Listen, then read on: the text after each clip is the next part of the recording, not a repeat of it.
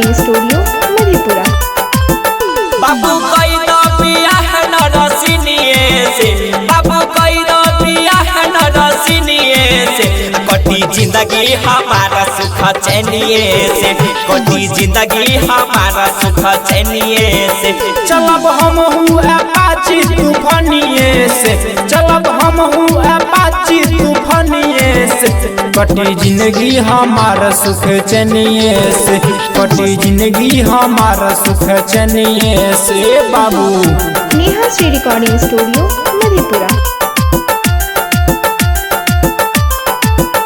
बाबू कोई दह बियाह न रसिनिए से, बाबू कोई दह बियाह न रसिनिए से।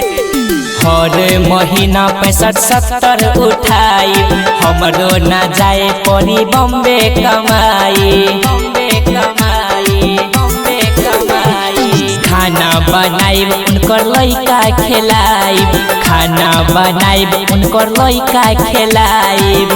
धोयब सारी साया वाशिंग मशीनिए से, धोयब सारी साया वाशिंग मशीनिए से। बाबू कोई दह बियाह न रसिनिए से, बाबू कोई दह बियाह न रसिनिए से। हो बाबू नेहा श्री रिकॉर्डिंग स्टूडियो मधेपुरा। बाबू कोई दह बियाह न रसिनिए से, बाबू कोई दह बियाह न रसिनिए से।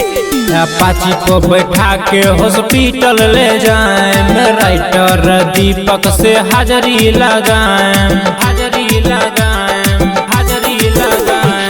अपाची को बैठा के हॉस्पिटल ले जाए, राइटर दीपक से हाजरी लगाए।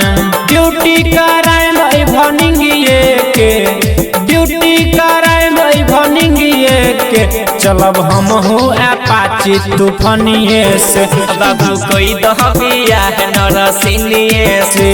पापा बार पहले बड़का के होई तब न छोटका के हई देखो दोनों आ जाता दोनों।